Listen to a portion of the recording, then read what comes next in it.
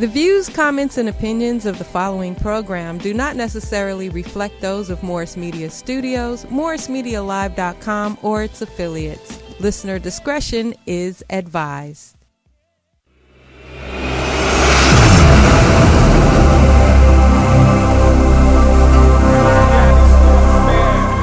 WDC is now on your radio.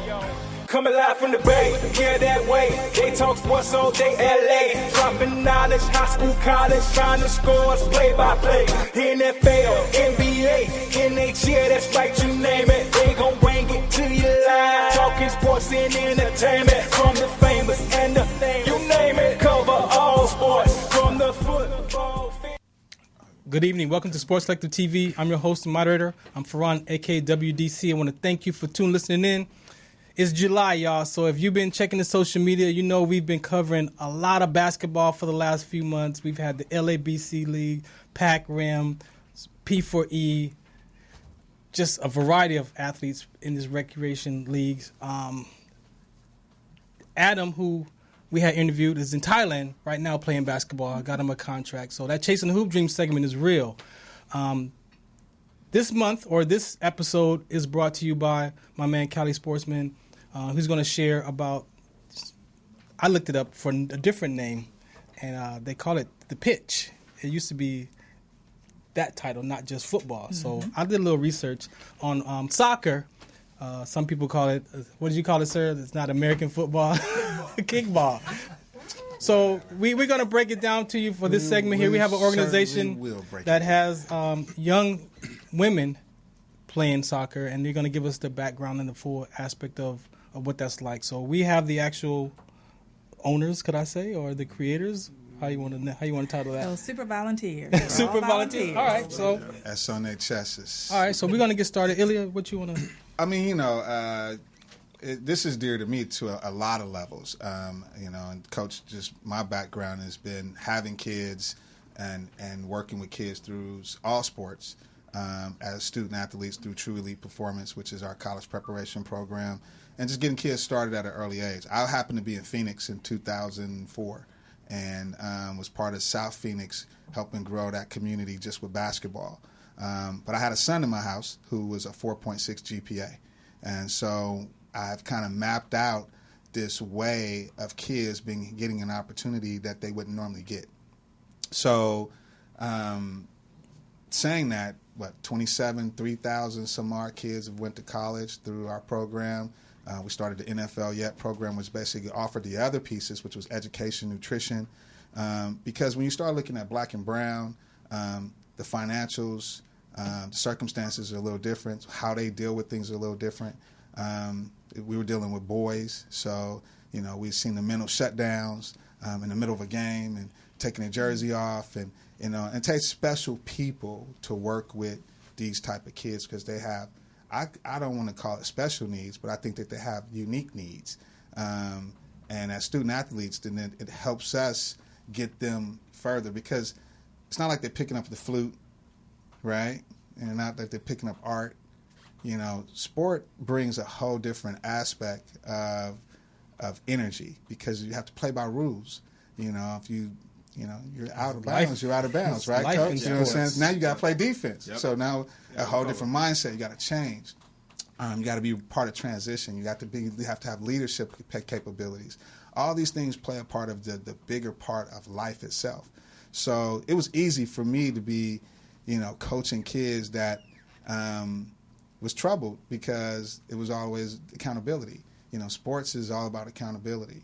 And effort. So if you go out and you work really hard, you see the effort. If you go out and you don't work really hard, then you see the effort. It's just there. So it made it easy because I don't have to play. I'm just a coach.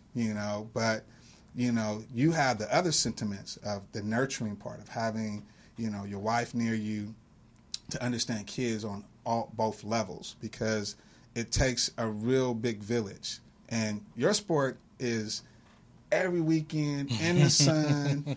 I'm quite sure everybody's been to everybody's house by now. Oh, yeah. You know what I'm saying? So it's just community. Family. So that was my kind of my Obama speech. But I also, as a young kid, remember the SIMSA Soccer League. I lived in Memphis, Tennessee with my dad, and SIMSA Soccer League was this introduction to soccer in all the communities at that time. I'm not going to tell my age, but it kind of snowballs into, we have these pro players that come on our show, and one thing is significant is soccer, because running and teaching them other things of their body to be able to become a different type of athlete.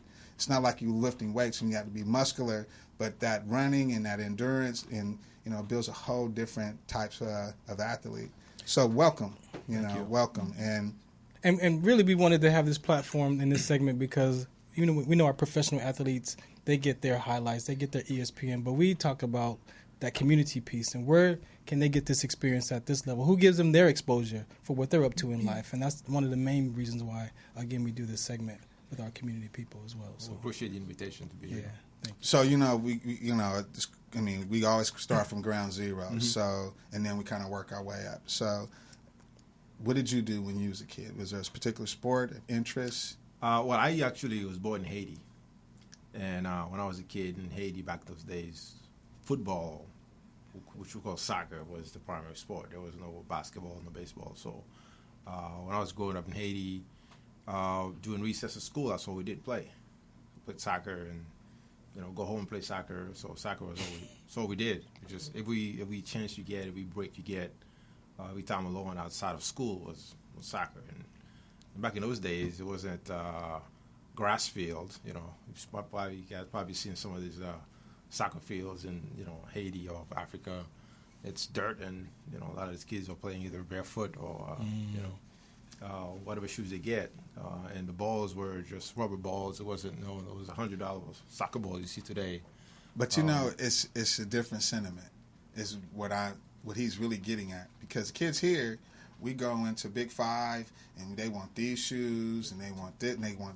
I mean, even kids that I used to have a problem with just saying, I want this number.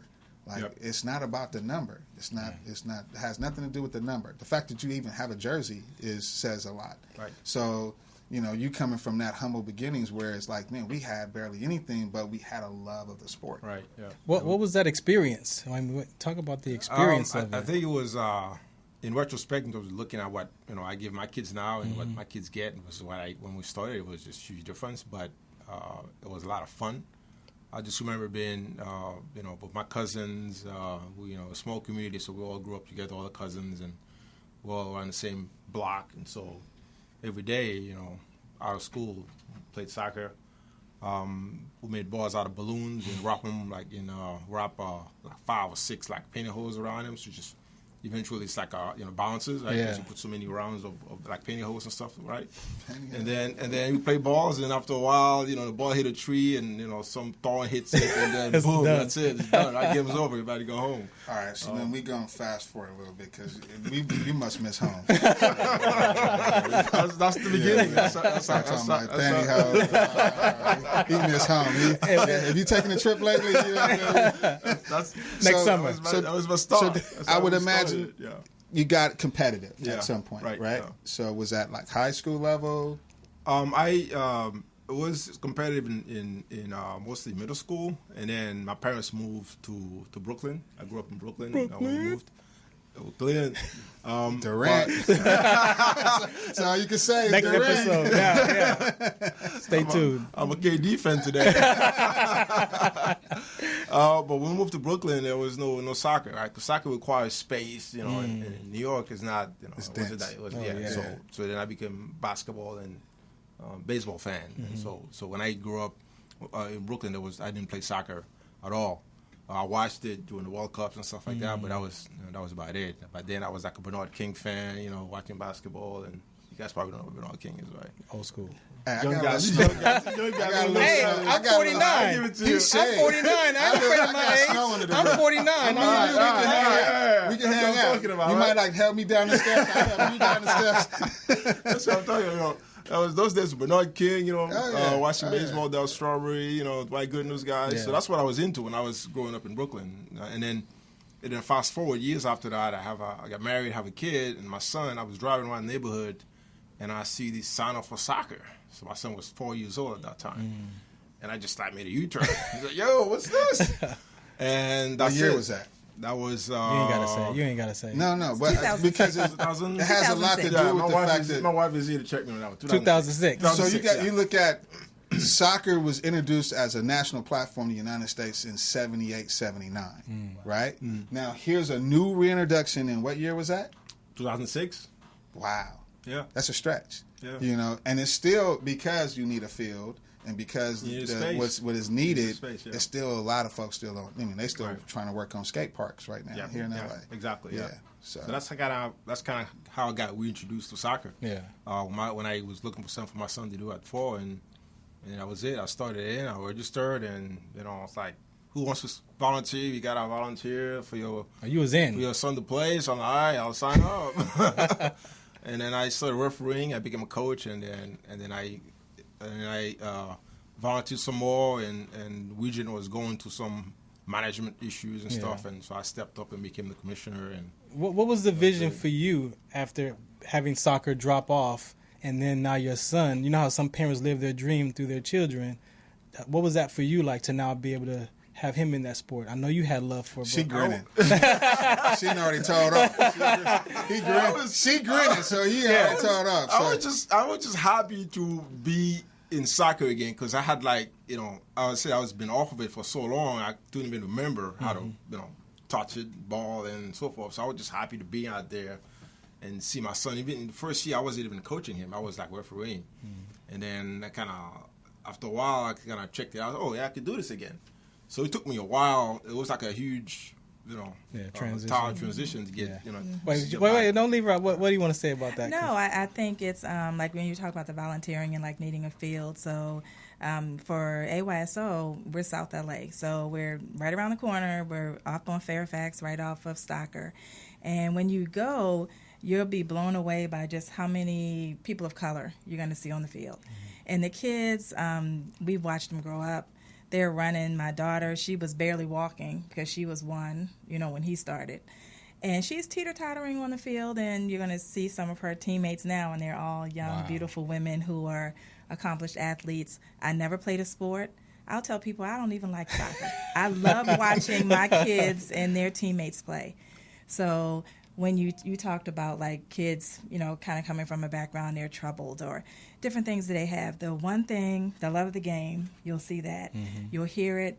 It'll resonate through all the people that you talk to at our field because they spend their whole day there. Yeah. You show up at 7:30, and most of us are still there at 6 o'clock at night because we're watching other kids play, because we're encouraging other kids.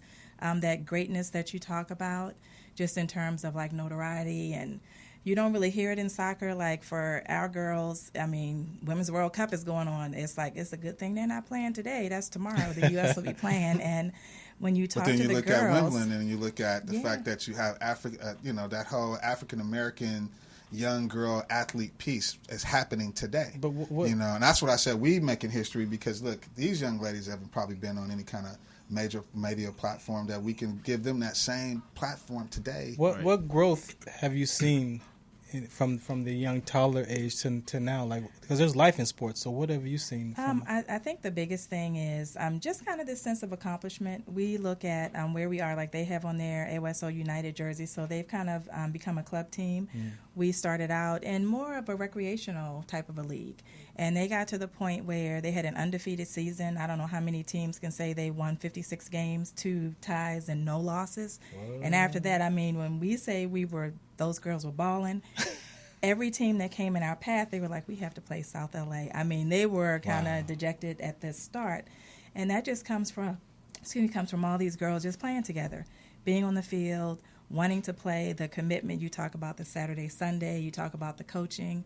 All of the parents that are out there, I referee. She don't even have a pen and paper. She remember everything I said. She was listening. I'm coming over for Thanksgiving. She don't know where Greens is going to be over here. Man.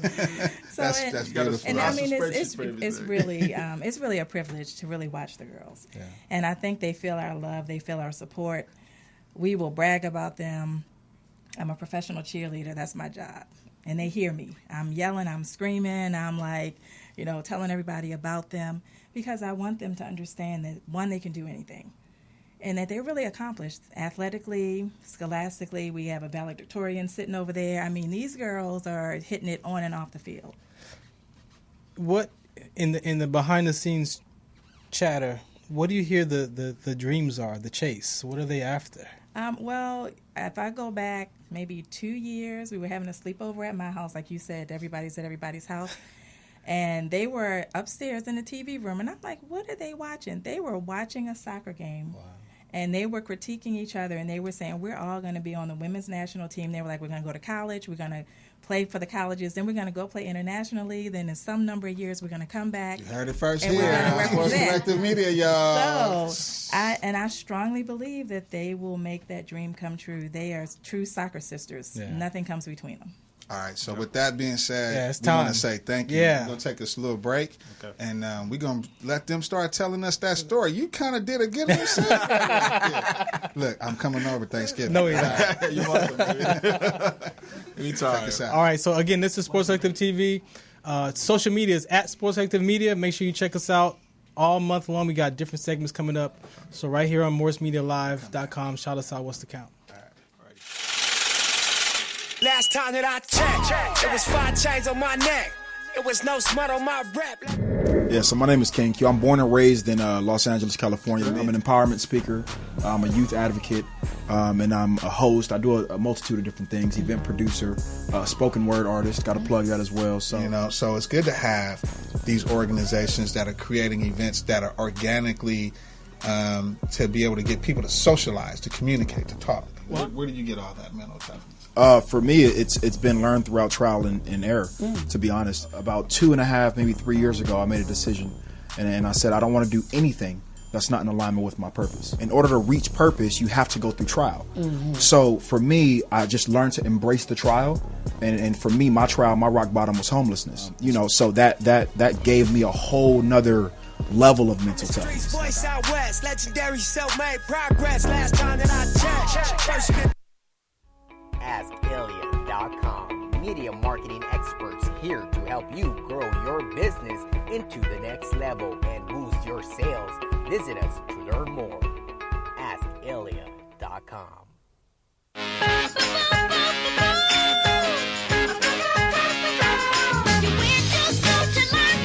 Hi, I'm Cynthia Brass, and I've been at USC for over 27 years now. I am the project coordinator for USC Trojan Kids Camp. We are literally on the campus of USC, and we've been there for over 50 years with this program.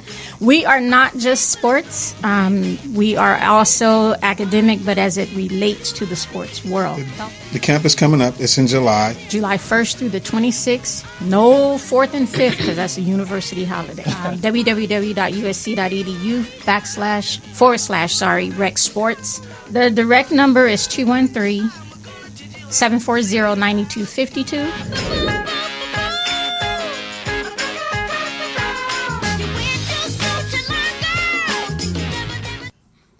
All right, welcome back to Sports Collective TV. I'm your host and moderator, Farhan, AKWDC. If you're just tuning in, you've got to catch us Mondays at 5 o'clock. We start off live right here on Morris Media Live.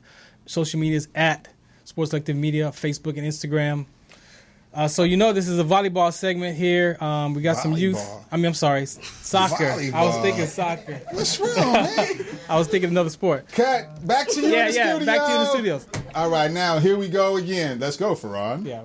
So we got a soccer team here, and it's just very important for us to be able to share these life experiences, especially as these young women are going to share their story and what soccer actually means to them. So introduce yourself, and we'll get started. So I'm Tara. I'm Amber. So where do you guys go to school at?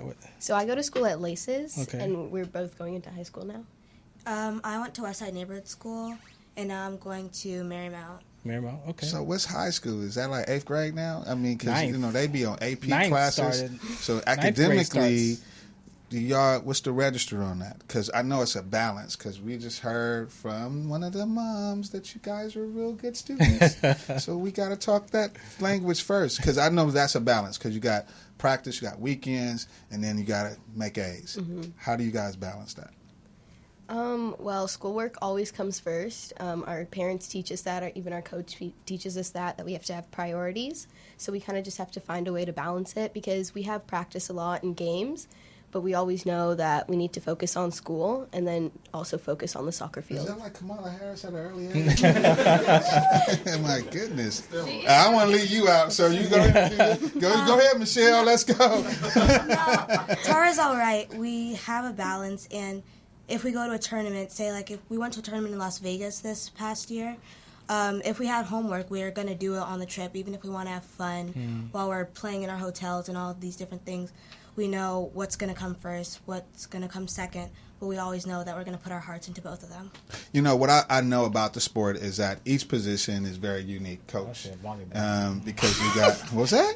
Nothing. I'm just correcting myself. This is not volleyball. I That's know. next I'm week. good. I'm That's good. next week. That's next week. All right. So that's why we wanted to kind of talk about like the player's position, because that has a lot to do with the IQ of learning the game. It has a lot. I mean, because we know like football, as we know, the regular football here in the United States, everyone is designed. If you're a quarterback, you have a certain method in design. If you're a running back, your method of design. Well, it's the same thing with soccer. So your position is what, left forward, right? Yeah, well, I play. I've been playing forward, but now during the season, I've kind of switched to mid a lot. Okay. And I started playing on the left side, which is it's new. So you think about it. So when people are dribbling the ball with their feet, left to right, left to left to right, the weakest side is always going to be the left side. It's just like basketball or any other sport. So by her being on the left side, she has to be considered one of the faster players. Is that fair to say? I think so. Except one of. So I don't throw nobody under the bus. How about you? How about you explain your position that you play? How's that? Well, I started playing mid a lot this season, and I play on the left more. Sometimes I switch to the right, but sometimes Morgan's on the right, and Ryan and other people. So it's harder on my left side, but you just kind of have to work with it. Sometimes I switch the ball to my right, and I'm kind of forced to use my left more, which is sometimes really hard, but you got to find a way to cross the ball and work with it. So, yeah. And so, I mean, the reason I brought that up, because it also goes into basketball. So, you know, when they pick up the ball on their left side, they don't have nowhere to go. So when you're teaching these sports and they focus more on that left side, it actually balances them out if they're actually a right-hand, more of a right-hand player, a writer, kicker, or what have you. So, you know, so that was kind of really my nature of actually bringing her up to see that it's a really unique position to play. And you? I play defensive center mid, or just mostly any mid position. For my position, I have to use both feet sometimes, which can be really tricky because I'm a righty with most things that I do except for cartwheel, which I'm a lefty. But you see where I'm going with this, right? Yeah, I mean, now is this coming out. I'm glad. Like with shooting, I have a stronger right foot, my left foot I've probably scored most of my goals with. Really? I actually really don't know why. Just it's kind of instinct to kick with my left, depending on wherever I am, because I'm usually on the left side when I'm trying to score.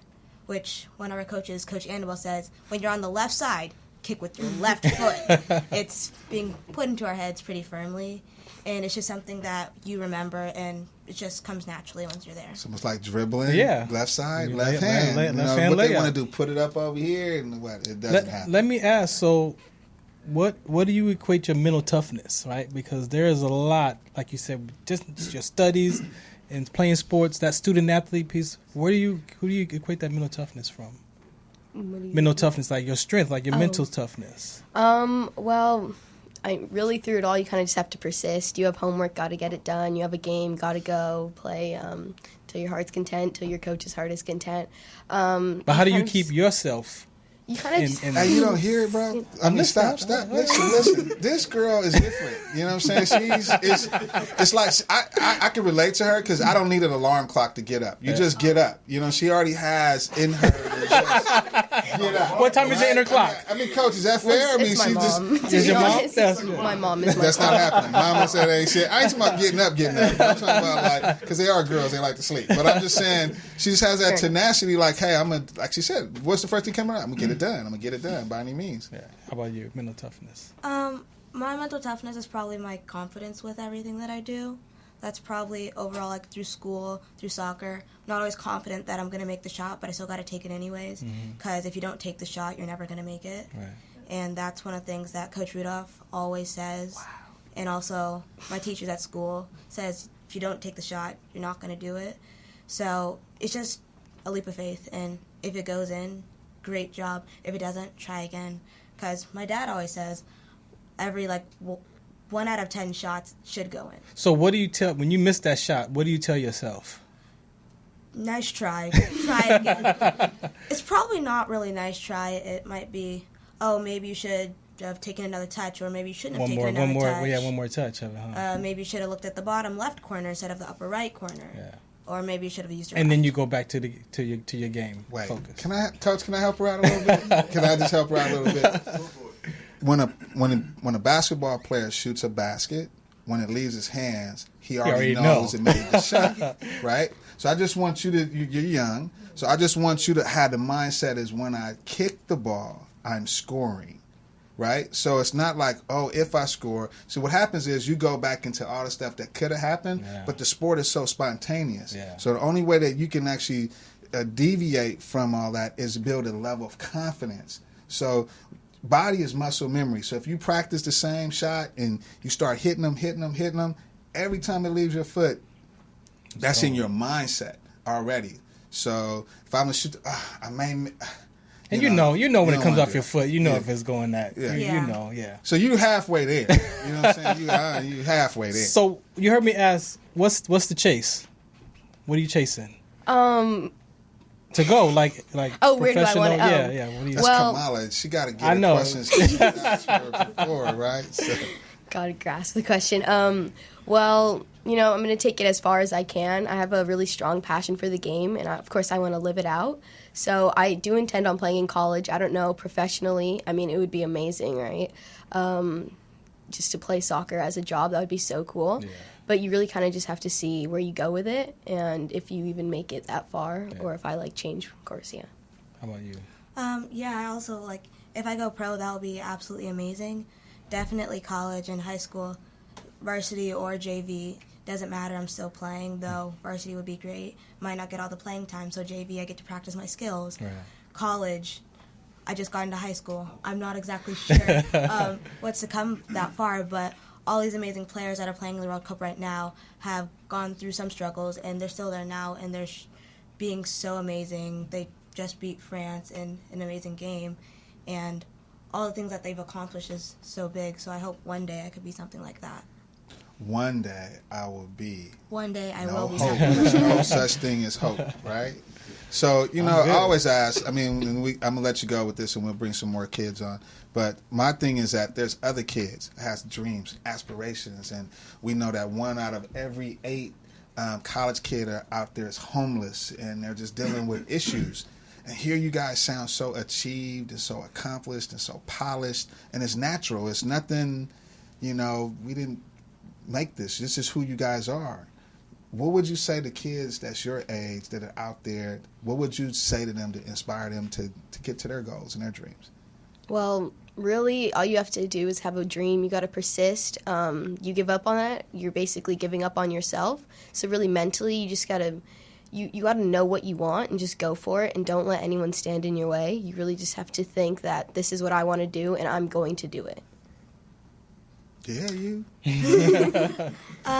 I think that if you have a dream, you got to do it. You write it down on paper, it's more likely going to happen than if you don't. You can't just think it. You got to make it happen. You can't wait around for somebody else to say, oh, now you can do it. You got to do it yourself.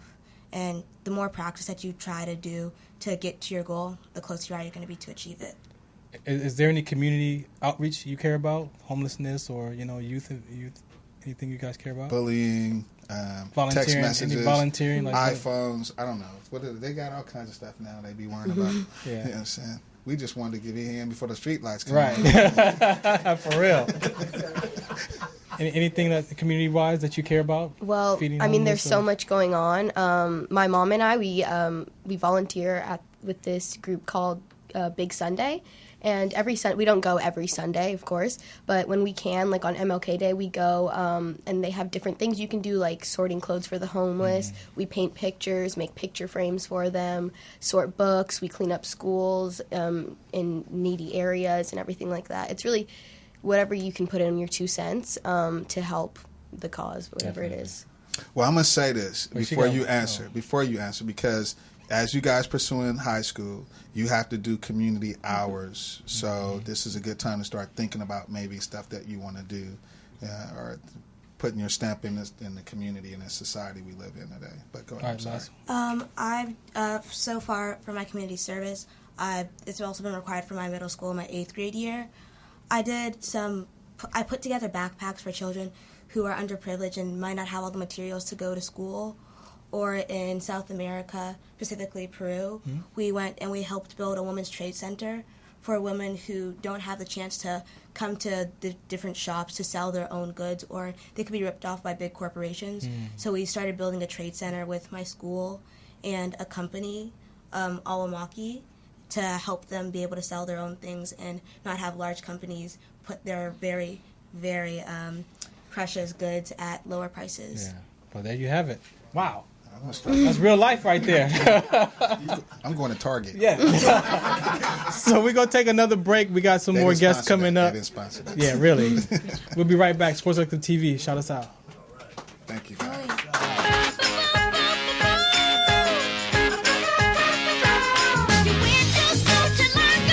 Hi, I'm Cynthia Brass, and I've been at USC for over 27 years now. I am the project coordinator for USC Trojan Kids Camp. We are literally on the campus of USC, and we've been there for over 50 years with this program.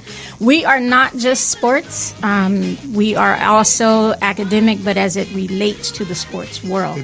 The camp is coming up. It's in July. July 1st through the 26th. No 4th and 5th because that's a university holiday. www.usc.edu/rec sports. The direct number is 213-740-9252.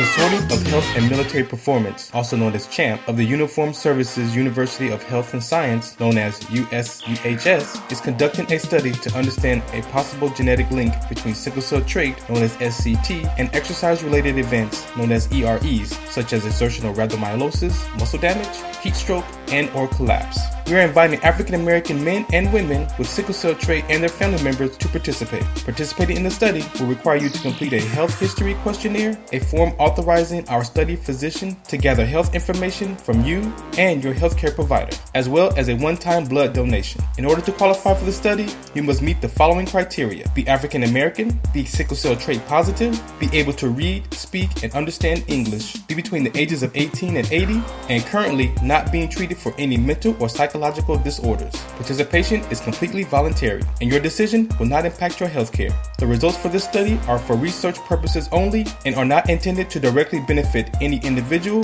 for confidentiality reasons. However, the results of this study are intended to help better shape policies and associated health risks affecting the SCT community. Participants may be compensated for their time. To join the study, or if you would like additional information regarding the study, please contact the study team by phone, area code 240-479-9514, or email sctstudy-ggg@usuhs.edu. Class. Is it like you in class? That's when they be talking. The most. Are we back? Are we back? Oh, that is us. Oh, hey. Welcome back to Sports Elective TV. I'm your host, Mader Farhan, a.k.a. WDC. You want information about sickle cell trait, go to wdconsct.org. They're doing a case study like myself who have sickle cell trait collapse in the military after exercising. So we're trying to figure out what's causing this health complication with sickle cell trait carriers. So that's a very important case study. Please, if you're a trait carrier, reach out to me and I'll help you get connected. All right, Cali Sportsman, man, let's go. Well, I'm going to do a little shout out too. Marianne Wright Foundation. Oh, yes. My grandmother started feeding homeless back in 1981, and she passed in 2009, and now we are continue her legacy and working with food and mental health and a lot of variations of community service. So shout out to the MarianneWrightFoundation.org. We got a concert that's coming up in September, so proceeds will go back to the community, be a gospel concert. But it's not about that right now. It's really about these amazing kids with an extensive vocabulary. You know what I'm saying? We had Kamala Harris here, and so like ESPN. But this one here, I already know. You already know? I know a little about one of the children here because, her dad is just, we both got daughters and, we work together, so we kind of bounce stuff off. Hey, this going on. And actually, to be even more sentimental, is that the first time I ever went to a daughter dance through Rod and his daughter. They were there, and I knew that I had to get my dress code because they had like matching outfits. Like that. That kind of daughter dance. So no delay, right. Morgan, hello. Say hi to the world. So, no reason to be bashful. This, you guys play an amazing sport. And what's your name? My name is Corian. Okay, see? Speak with your chest, you know what I'm saying? So positions, what position? I play right wing, so it's basically right midfield. I play left defender, which is in the back. It's in the back. So what is that position for you like on the right wing? That's heavy. Yeah. Yeah. It's a lot of responsibility. Yeah. It's kind of like pressuring because like you have to control the field. The midfield is kind of sort of the base of the entire team, I guess you could say. And then it goes defense and forward. And then when you're midfield, it's like you are in control of what's the other team and like stopping. You're the first line of defense between the forwards of the opposing teams, and you have to stop them like from shooting the ball to the goal. Yeah. And then you offense. Yeah. So what's your peripheral? I mean, so you got to see the field like all angles. So how do you position yourself, or what do you? I, for one, get like a lot of help because I'm the youngest on the team, and I get a lot of input from everybody else, and obviously the coaches. And they tell me like stay on the line, but like don't shift to the middle too much because I tend to do that a lot. But then like also don't be like right directly on the line, and like just perfectly position yourself to where you can help the left and center defenders, but also you can help the strikers. And because you have that line, that's kind of your defensive person as well, because they can't go outside that line. Right. So you can protect that with the line, and then you got to protect and back up. Wow. How about you? Playing my position, my main goal is to protect the goalie. Oh, and jeez. Not allowing any like shots to the goal to protect the keeper. So what is that like for you? What stress level is that? Pretty high, especially when like I make a minor mistake and I feel a lot of pressure on myself, and sometimes it's hard to come back from that. Yeah. So how do you? Yeah. So let's talk about that mental toughness. What do you tell yourself to get back in it? I really just tell myself that it's a mistake. It can be fixed. I can learn from it. So if I make a mistake, I look at what I did, think about what I did, and just come back off of that and try to fix it. How do you feel when that goal gets past you, though? So what do you do? How do you deal with that? I mean, just fixing what basically just correct whatever. Yeah, just correct those mistakes. Yeah. All at the same time while you're looking where the ball is going. Got it. I mean, it's certain positions in sports where there's more stress on one person versus the other, and that when you talk about mental, like where because there's a physical aspect because they put in a position because they athletically can be in that position. But then also they have to have this level of maturity because it's thick skin in those the positions they're in. Because if that ball gets by them, my question to them is, how do you deal with the player? Because I mean, you got the forwards, they scoring all the time, or the center forward, he's scoring all the time, and you're defending all the time, so you don't get the same glorification. You know what I'm saying? So it's like, it's interesting. How do you balance that?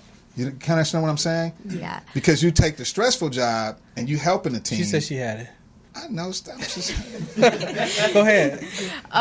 Well, you're kind of sort of talking to like the two most emotional players. Mm. Like you both have like a loud mouth. Like I'm quiet, but like she's louder than me.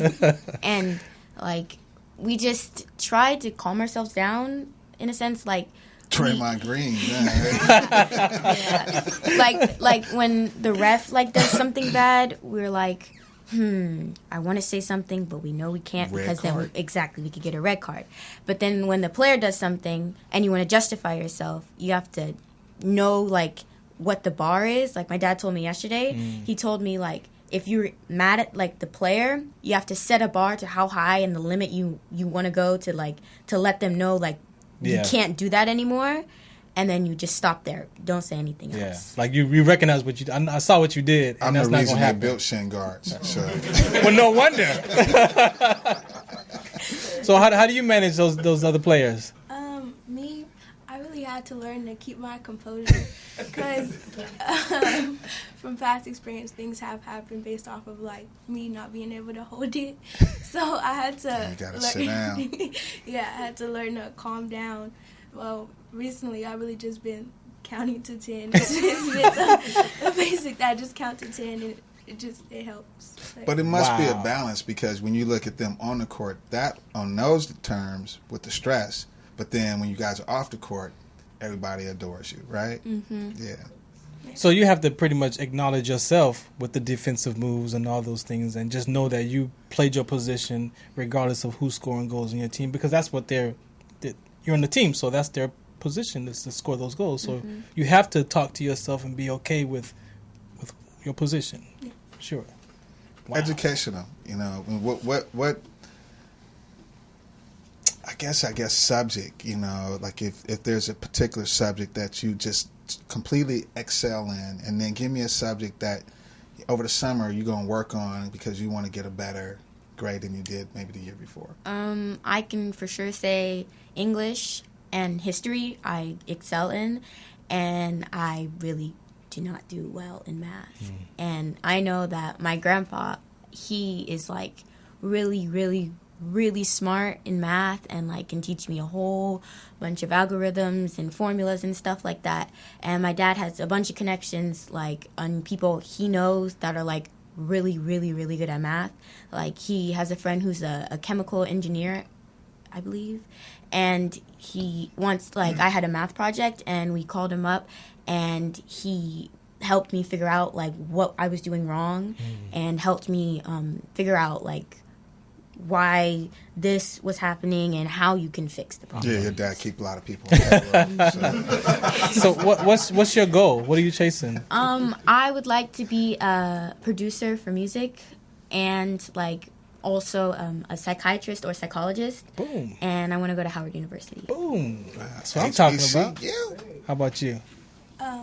Do you want me? Wait. Challenge. You to her like this? No, I You're said the already challenge. dealing with a stressful position. Yeah, we want to know what that school. Now you, huh? Oh yeah, what's the Start school? off with the question. No. What's the school like? Dang, you tough. School, I think I do really well in English, writing, and math. I really. Math too, huh? What is this but math? Money and all that. They know how to. Yeah, y'all spending cash. Y'all counting pennies and dollars. Can I get a PayPal account? But no math skills. What's your chasing? What dream are you chasing? Well, I want to work in sports med, become a kinesiologist. Like I look up to I can't even Courtney spell Watson. that, so you know I get a check. Yeah, I look up to Courtney Watson, and I just want to be able to help. Well, if I'm not able to play pro and as an athlete, I want to still be able to help athletes. So after I play pro, I'll have my doctrine to be able to be a kinesiologist. You got to just start changing how you guys communicate with yourself. Yeah. You know what I'm saying? Because you guys play a sport that builds confidence. You know, you got an amazing amount of staff around you. So, you know, just change your mindset, you know, a little bit in regards to how you communicate things. And I'm going to give you real quick, and I know for your eyebrows. Yeah, you know my eyebrows getting big when you be taking up too much time. But my son had a when he got his first President Ellison Award in the 9th grade, I asked him, what was this all about? Like, because only 2 kids stood up and he said, it's the shoestring theory.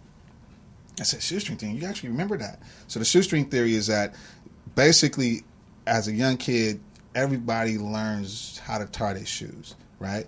And you start walking, the shoe might come untied, right? So what do? You try to tie it again, you put it in a knot, you're figuring, right? So if you look at everything you do with the shoestring theory, so you walk in, blanket canvas, okay, don't know it, try to figure it out, because we all have went through that process of just least tying shoes. And he took it to be able to excel academically because he went in with no bias, no prejudice, like, I'm not good at math. Okay, well, then how do I get good at math? How do I tie that shoe different? How do I put it in a different knot? So, and something I just want to share with the kids. Yeah, and especially with the mental health. I mean, when you learn the power of language and how we spend most of our time describing life versus saying what's so, your freedom is just saying what it is versus trying to describe it, because when we describe stuff, it's never exactly how we're describing it. It's your perspective or perception, but it's never really how life is. But if you say how it is, people can help you in what's so. So that's my contribution to that. You sound like you went to Cal Berkeley. Nah. Military, baby. 24 years. We'll be right back. Sports Selective TV. Shout us out. All right, we need two parents. Grandma. The Consortium of Health and Military Performance, also known as CHAMP, of the Uniformed Services University of Health and Science, known as USUHS, is conducting a study to understand a possible genetic link between sickle cell trait, known as SCT, and exercise-related events, known as EREs, such as exertional rhabdomyolysis, muscle damage, heat stroke, and or collapse. We are inviting African American men and women with sickle cell trait and their family members to participate. Participating in the study will require you to complete a health history questionnaire, a form authorizing our study physician to gather health information from you and your healthcare provider, as well as a one-time blood donation. In order to qualify for the study, you must meet the following criteria: be African American, be sickle cell trait positive, be able to read, speak, and understand English, be between the ages of 18 and 80, and currently not being treated for any mental or psychological disorders. Participation is completely voluntary, and your decision will not impact your healthcare. The results for this study are for research purposes only and are not intended to directly benefit any individual for confidentiality reasons. However, the results of this study are intended to help better shape policies and associated health risks affecting the SCT community. Participants may be compensated for their time. To join the study, or if you would like additional information regarding the study, please contact the study team by phone, area code 240-479-9514, or email sctstudy-ggg@usuhs.edu. AskIlya.com. Media marketing experts here to help you grow your business into the next level and boost your sales. Visit us to learn more. AskIlya.com.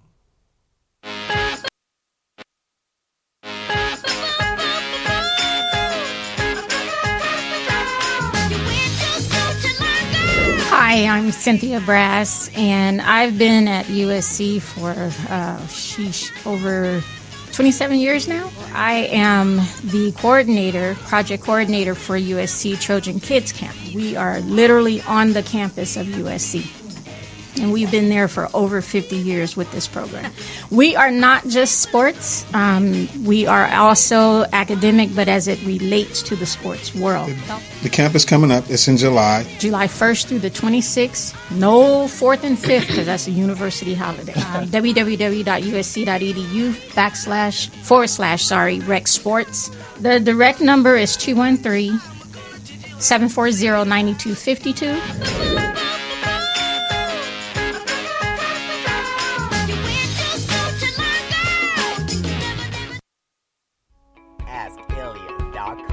Media marketing experts here to help you grow your business into the next level and boost your sales. Visit us to learn more. AskIlya.com. All right, welcome back to Sports Collective TV. Again, I'm your moderator, Faran, aka WDC. We've been having a blast here. Now we got the segment here for some parents. And so we met the grandmother of one of the youths out here, and she said, "Oh no, I just drop her off at practice, I was like, you know how important that is? Yes. So, ma'am, introduce yourself. Well, my name is Deborah Denise Reed. I'm the grandmother of a 17-year-old, 15-year-old that's in the audience right now, and a 9-year-old, and all three of them play soccer. And I've been doing this. I'm the field monitor of 1031 soccer field for 9-10 years. See? I just drop them off at practice. Well, that's what I do. And I was going to school during that time, working on my bachelor's and master's before I got sick. And I finished and I graduated 2017. What? Grandma. So, yes. So what? It's been an adventure. Congratulations and much success to you. And what do you want to say to your family and these youth about your experience with them? Well, what I've seen is like the coaches was talking about. The kids grow up from babies, 3, 4, 5, 6-year-olds, starting out in soccer, all the way up to 17 and 8-year-old. And I watch my kids and others grow up playing soccer, learning discipline, learning, keeping in school, keeping up with their grades, listening to their parents, volunteering, helping out. I learned a lot from this organization. I mean, that's a great segue for us. Right? Absolutely. Because at break, we were just talking about just the whole experience of just going to college. I mean, I know the emphasis of graduating is really, really important. But we were just talking about just going to college, and that waking up, you're 17, 18, you start making decisions for yourself, you start living for yourself. Where'd you go? I went to Cal Poly Pomona. Okay. And it was a great opportunity for me coming out of Compton to go. Introduce yourself, too. My name is Chuck Grimes. I'm better known as Uncle Chuck on the field. Chuck on the field. and what's been amazing about this journey, my daughter started playing when she's 4. She's 14 now. And the thing about 1031, I got a shout out for Rudolph and his wife, Melissa. I've seen them grow this organization from 250 children to 1,100. You come by our park on a Saturday in the fall, and you can't even drive down that street. And the lovely thing about it is, when we were talking about being young men, we had parks to play at. We had a neighborhood to play in. Yeah. These kids don't have that.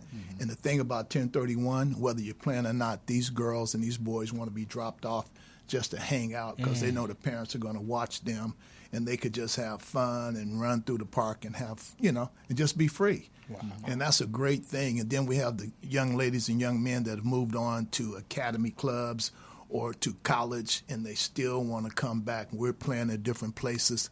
They still show up because they remember 1031 and they represent. I just got. He had the camera. I already knew he had to be important. Yellow shirt and the camera. Yeah, he's important. But before we let you go, ma'am, what do you want to say? Because a lot of youth may not have that support system. Like, you're a blessing to your family. What do you want to say to the parents that are listening? How important is that support system for them? Listen to your kids. Work with them. Come out. Bring them out to the field. A lot of parents don't know where to bring the kids. If it's soccer or baseball or tennis or what do you say, volleyball? I said volleyball. Hey, thank you. I appreciate that. You got my back. Somebody said it. He's volleyball. He got his flip-flops on right now. Bring the kids out. My daughter and son-in-law had my grandkids. They started out with ballet. They started out doing tennis. They started out doing golf. They tried everything, but they fell in love with the soccer. Yeah. So I'm Nana with my grandkids, and I'm Nana to everybody's kids. Wow. I look out like a mother hawk to all the kids on the field so that they be safe. I check the parents, the grown-ups, no cussing, no smoking, no messing around on the field, because this is a kids' field. This is a kids' zone, and we want them to have a good time and have the freedom to run around and play without worrying about the outside. We're going to give you final words, man, since you got that Cal State degree. You know what I'm saying? I just want to acknowledge the African-American parents and the Latino parents and the Caucasian parents at our field, because one of the things that we're great on as an organization is the volunteering. And we always come in number one the last 2 years. We have one parent for every 8 children that's out on that field. Wow. One for 8 out of 1,000 kids. Yes. Wow. That's awesome. Well, we thank you for sharing that so the other listeners can hear how important it is for that support system. AYSO. We got All right. one more segment left. We're going to get the next two youth out of here. This is Sports Selective TV. Quick break. We'll be right back. Shout us out. All right. So we got... AskAlien.com. Media marketing experts here to help you grow your business into the next level and boost your sales. Visit us to learn more. AskAlien.com. Last time that I checked, it was 5 chains on my neck. It was no smut on my rep. Yeah, so my name is King Q. I'm born and raised in Los Angeles, California. I'm an empowerment speaker. I'm a youth advocate, and I'm a host. I do a multitude of different things. Event producer, spoken word artist. Got to plug that as well. So so it's good to have these organizations that are creating events that are organically to be able to get people to socialize, to communicate, to talk. Where do you get all that mental toughness? For me, it's been learned throughout trial and error, to be honest. About 2.5, maybe 3 years ago, I made a decision, and I said I don't want to do anything that's not in alignment with my purpose. In order to reach purpose, you have to go through trial. So for me, I just learned to embrace the trial, and for me, my trial, my rock bottom was homelessness. So that gave me a whole nother level of mental toughness. Voice out west, legendary self-made progress. Last time that I checked, The Consortium of Health and Military Performance, also known as CHAMP, of the Uniformed Services University of Health and Science, known as USUHS, is conducting a study to understand a possible genetic link between sickle cell trait, known as SCT, and exercise-related events, known as Again, welcome back to Sports Selective TV. If you're a sickle cell trait carrier, we need you to participate in that survey and that study, wdcowensct.org. Last segment, please introduce yourself. I'm Ryan. Ryan? I'm Aliana. Okay, so what position? Position? I play right mid and sometimes. Right mid. So how is that? Defender. I get nervous a lot. Like when I get the ball, I immediately like try to find the other player. Like I just like look everywhere to see if I could find like another player that's open. And what does the nervousness come from? What is like, that? Because there's like always another player gonna attack me. So I'll be like, I'm looking. So you got to get rid of the ball quickly. Yeah, so I'm trying to get. So how do you manage that? Like, I just look, just pass the ball. I'll be like, I don't. Your foot, you gotta obviously your footwork. So I mean, yeah, you got technique skills. What is that? So, coach, you got to put her in a position that she's most successful in. She don't want to be nervous. You got to maybe put her in a different position. Does that affect your game? No. Yeah, exactly. Don't let him tell you how to play. Don't let him tell you how to play. That's mental toughness development right there. Okay, how about yours? What's your position? I play right mid and also forward. Okay, so you kind of know. She scores. Yeah. So how's that for you? It's like I always have to play defense and forward, so I always have to like run back and forth, and I always have to like see like where the ball is to like know. So you got field vision too. Yeah. And your mental toughness, what are you telling yourself on the field? Sometimes I just try to like block it out if like I guess if people are yelling at me, like if I make a mistake, I just try to say like, I can do better, I guess. Yeah. So yeah. What are you chasing as far as what's next? Well, I'm trying to play for the Guyana under 17 team. So like I really want to play for the national team. Really? Yeah. So I've been practicing with United. And whoa. Yeah, I'm trying to get. I get nervous. Do better and everything. How about you? I am trying to play in college, maybe professional. So yeah. What's the academics like? We had a conversation about challenges. I do good in most of my subjects except like English and math. So yeah, I have to get better in those subjects. Something with math. How about you? I was a civil engineer. So English?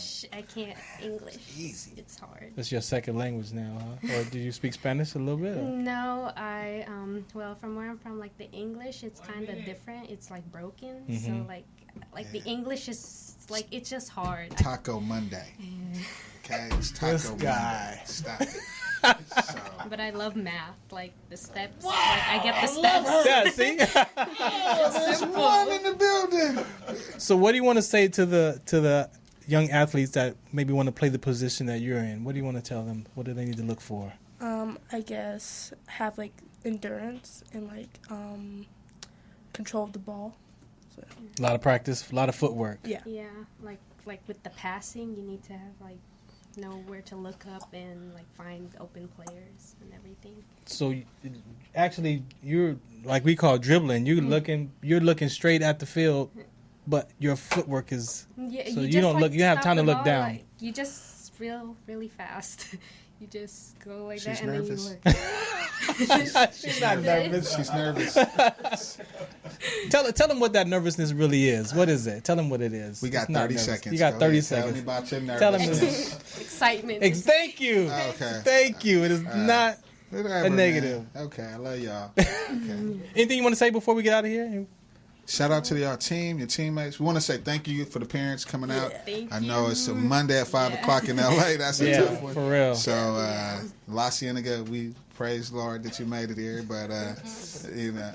All right. So we good? We good. All right, take us out, man. Take us out? Yeah. I guess we're out. AY, that's so. United. African American, Latino, Black girls doing their thing, man, here For in real. LA. So you're more than welcome to come back, Sports Collective Media. We want to see you guys grow and give you guys an opportunity to be able to use this as a platform for any exposure that you and your organization may need. Definitely. That's All right. That's my Obama. Shout us out. What's the count?